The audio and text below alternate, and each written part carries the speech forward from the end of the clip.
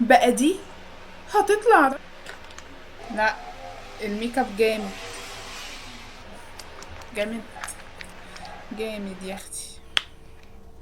قوليلنا بقى عاملاه ازاي.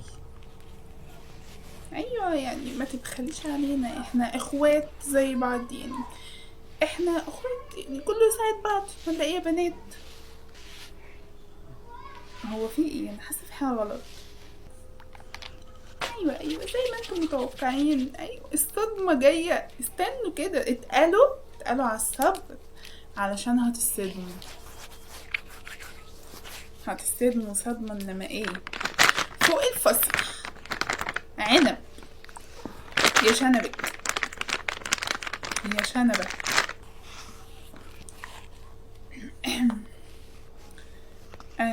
سوري يا جماعه، سوري يا جماعه، سوري.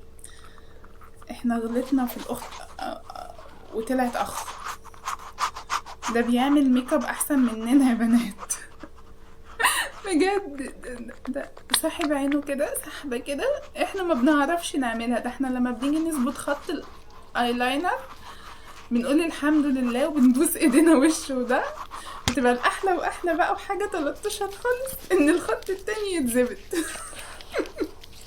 لان دايما لازم خط يطلع حلو والخط التاني ما نعرفش نعمله زي الاولاني. فاحنا يا لهوي.